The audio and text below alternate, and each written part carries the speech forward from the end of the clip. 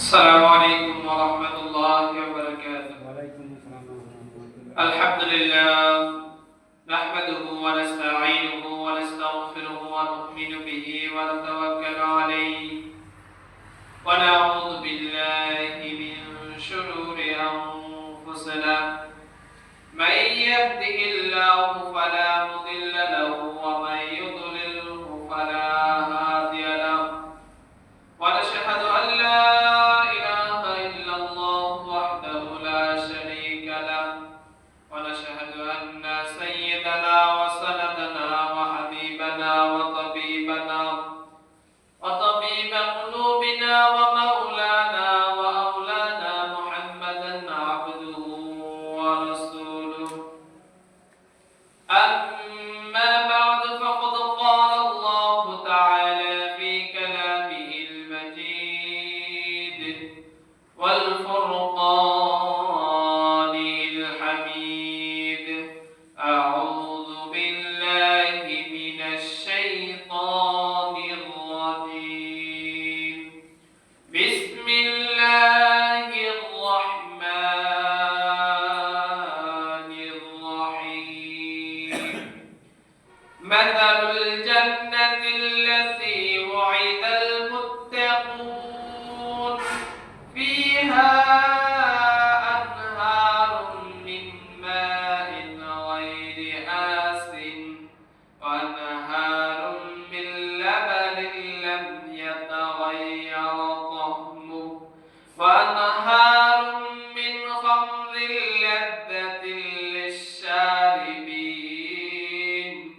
وأنهار من عسل مصفى ولهم فيها من كل الثمرات ومغفرة من ربهم كمن هو خالد في النار وسقوا ماء حميما فقطع أمعاءهم.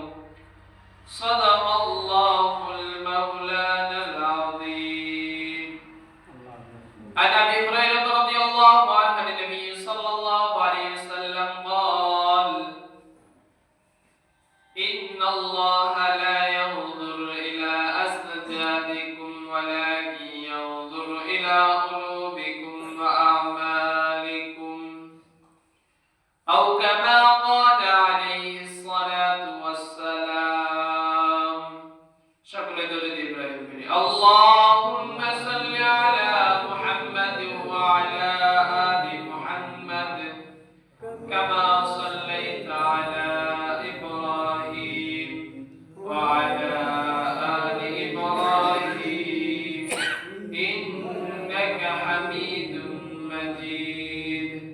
اللهم بارك على محمد وعلى آل محمد كما باركت على إبراهيم وعلى آل إبراهيم إنك حميد مجيد.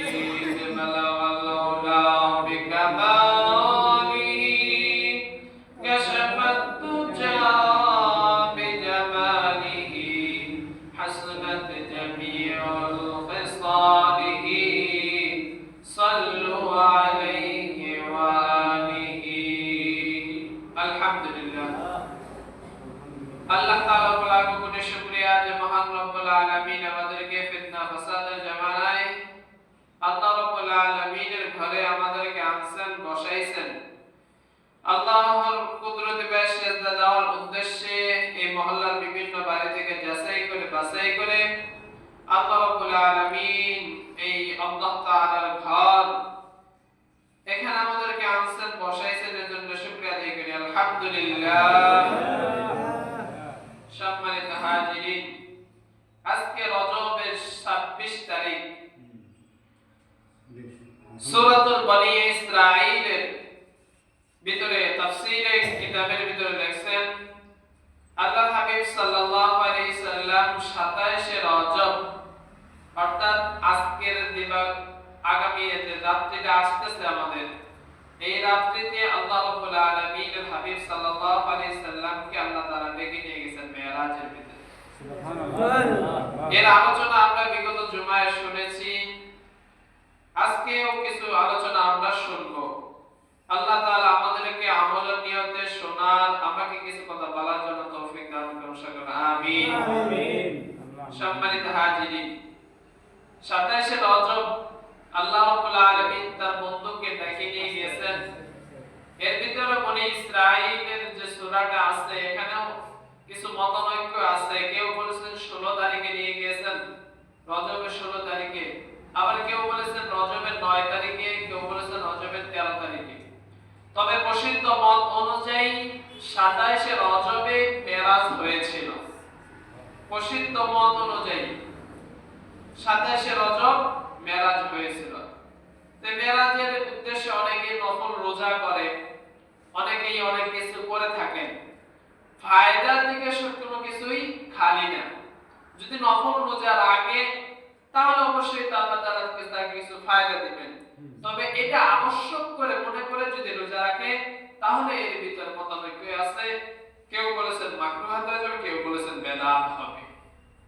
যে আবশ্যক রাখতেই হবে এরকম না। মেরাজের উসিলায় আপনি আমি নফল রোজা করতেই পারি। মেরাজের উসিলায় বাদ দিয়েও আল্লাহ নবী সাল্লাল্লাহু আলাইহি সাল্লাম মাসে 3টা রোজা রাখতেন। প্রথম দশকে একটা রাখতেন, মধ্য দশকে একটা রাখতেন, আবার শেষ দশকে একটা রাখতেন। 3টা রাখতেন। আবার অন্য হাদিসের ভিতরে এটাও পাওয়া যায়, অন্য হাদিসের ভিতরে আল্লাহ রাসূল সাল্লাল্লাহু আলাইহি সাল্লাম মাসে 13, 14, 15 এই 3টা দিনও রোজা রাখছেন। তবে এটা একদম করে নিয়ে আবশ্যক করে নিয়ে যে মেরাজের রোজা আমাদের করতেই হবে, এটা করলে আমার বেদাত হয়ে যাবে। আপনি রাখেন সব হবে, নেকি আল্লাহ তাআলা দিবেন।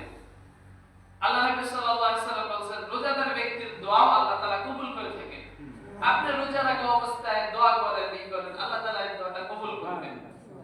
এটা আবশ্যক করে নেওয়া আমাদের জন্য উচিত নয়। আমরা যারা রাখতে চাই রাখতে পারি, যারা রাখতে না চাই কোনো সমস্যা নেই, গুনাহ হবে না, নফল রোজা আপনি রাখলে সওয়াব হবে, না করলে কোনো গুনাহ হবে না। যদি আমরা আবশ্যক করে নেই তাহলে মাকরুহ হয়ে